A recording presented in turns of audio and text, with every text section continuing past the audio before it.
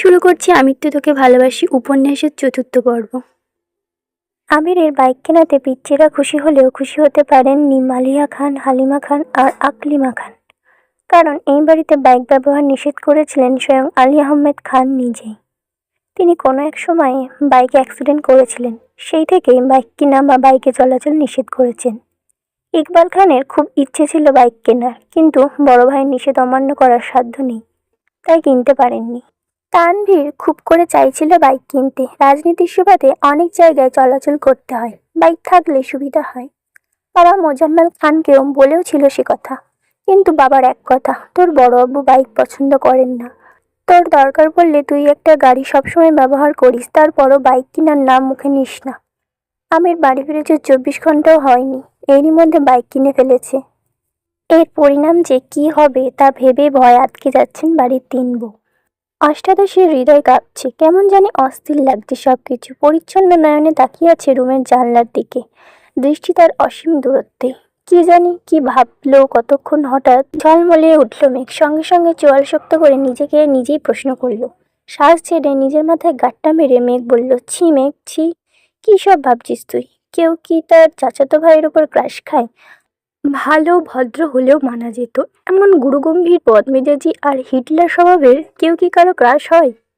যেই ছেলে 10 বছর মেয়ের গায়ে হাত তুলতে পারে সে আর যাই হোক আমার ক্রাশ হতে পারে না, এই ভেবে মেঘের বুকটা ভেসে আসে কষ্টে।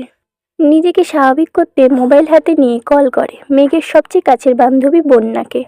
প্রথম কল দিতেই রিসিভ হয় কল। বন্যা, আসসালামু আলাইকুম, কেমন আছো বেবি? মেঘ, ওয়ালাইকুম আসসালাম, ভালো আছি, তুই কেমন আছিস? বন্যা, হঠাৎ আমাকে স্মরণ করার কোনো স্পেশাল কারণ আছে? তোর তো আবার ভাঙা ফোন ঠুসঠাস বন্ধ হয়ে যাবে। মেঘ রাগান্বিত স্বরে এক প্রকার হুঙ্কার দিয়ে বলে, তুই আজ কোচিং আসিসনি কেন? কি যে একটা জিনিস মিস করছিস। বন্যা, কি মিস করেছি বলে ফেলে বান্ধবী। মেঘ, এখন বললে কি আর সেই ফিলটা পাবি নাকি? আজব। বন্যা, আরে বেবি বলো তুমি, কাল শুক্রবার, কোচিং বন্ধ, আবার দেখা হবে রবিবারে, ততদিন সহ্য হবে না, বলে ফেলো প্লিজ। মেঘ, আমার হাতে এখন আইফোন 30 প্রো ম্যাক্স। মেঘের কথা বন্যা এক বিন্দুও বিশ্বাস করেনি, হেসে উড়িয়ে দিয়ে বলেছে, এখন বল একটু পর 14 প্রো ম্যাক্স কিনতে যাচ্ছিস। যাকে তার ভাই একটা আধ ভাঙা ফোন দিয়েছে ব্যবহারের জন্য, দিনে 100 বার বন্ধ হয়ে যায়, তার হাতে নাকি আইফোন। তুই কি ঘুম থেকে স্বপ্ন দেখে উঠলি নাকি? মেঘের উৎফুল্ল মেজাজ আচমকাই বিগড়ে গেল। অভিমানী স্বরে বলল, কাল আবির ভাই আসছেন বিদেশ থেকে, উনি নিয়ে আসছেন আমার জন্য। বন্যা, তাই বল, না হয় তোর যে ভাই সে তোকে এই জীবনে ফোন কিনে দিত না? তোর বাবা দিতে চাইলেও তো আছাড় মেরে ভেঙে ফেলতো। ওয়েট ওয়েট, এই আবির ভাইটা কি যে তোকে ছোটবেলায় মেরেছিল সে? মেঘ মুখ কালো করে উত্তর দিল, হ্যাঁ, আমার চাচাতো ভাই। বন্যা, তা তোর প্রতি এত মায়া হলো কিভাবে ওনার? মেঘ, জানি না, শোন তোকে কি বলি। বন্যা, হ্যাঁ বল। মেঘ, আসলে আজকে বিকালে আবির ভাইয়াকে রেখে ছোটোখাটো একটা শখ খেয়েছি।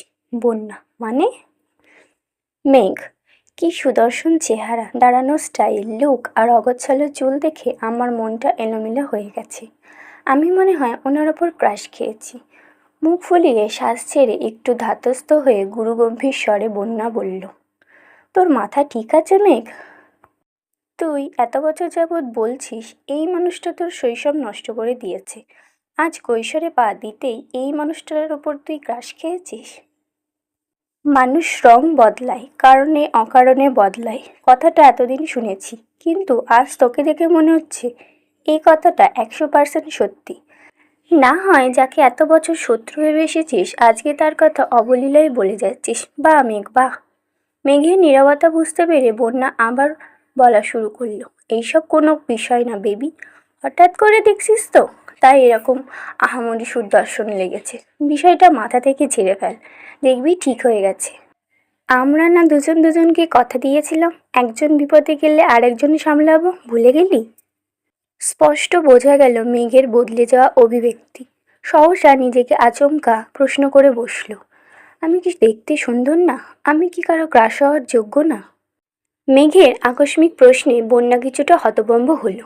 এরপর কয়েক মিনিট শুধু হেসেই গেল। স্বাভাবিক স্বরে বলল, অবশ্যই তুই সুন্দর, ক্রাশ হওয়ারও যোগ্য, কিন্তু তুই ছেলেদের ক্রাশ হতে পারবি কিনা সন্দেহ আছে। হতে পারিস রাস্তাঘাটের গাছগাছালির রংচটা দেয়ালের গরু ছাগলেরও হতে পারিস। রাগে ফুঁসতে ফুঁসতে কল কেটে দিয়েছে মেঘ, আর ভাবছে আজকাল সান্ত্বনা নিতে চাইলেও মানুষ মজা নেয়। যদিও বন্যার হাসির কারণটা খুবই স্বাভাবিক। মেঘকে বরাবরই চোখে চোখে রেখেছে। তানভীর সহ বাড়ির সকলে 6 থেকে 10 পর্যন্ত পড়েছে গার্লস স্কুলে, তারপর গার্লস কলেজে। আহারে জীবন ধুধু মরুভূমির মতো, কোথাও কেউ নেই। স্কুল কলেজের সামনেই বাসায় গাড়ি থাকতো, বাসা টু স্কুল, স্কুল টু বাসা। বোধশক্তি হওয়ার পর মেঘ মনে হয় 2-3টা বিয়ে খেয়েছে কাজিনদের, যাকে বলে নামেই বিয়ে খাওয়া। তানভীরের ভয়ে বিয়ে বাড়ির এক কোণে বসে থাকতো মেঘ। কড়া শাসন ছিল, ঘর থেকে বের হতে পারেনি। বরযাত্রী আসলে তো আরোই না। ঘরের ভিতরেই তার জন্য খাবার পাঠানো হতো। তানভীর নিজের বোনকে খাওয়াতো ইচ্ছে মতো, তারপর বিয়ে শেষ হলে মা বোনদের নিয়ে চলে আসতো। গায়ে হলুদে নাচা গাওয়া, এমনকি মেহেন্দিও দিতে পারেনি কখনো। এই কষ্টে এখন আর মেঘ কারো বিয়েতেই যায় না। এতে তানভীর মনে হয় হাঁপ ছেড়ে বেঁচেছে। মেঘের এই সাদা কালো জীবনের কথা শুনলে বন্যা কেন, পৃথিবীর সব মানুষই হাসবে। জীবনটা তার তেজপাতা হয়ে গেছে। মাঝে মাঝে ভাবে এই বাড়িতে জন্মানোটা কি খুব দরকার ছিল। কয়েকবার বন্যা কল ব্যাক করেছে। নিজের জীবনের হতাশার জন্য মেঘ আর কল রিসিভ করেনি। বান্ধবীকে রাগ দেখিয়ে কি হবে?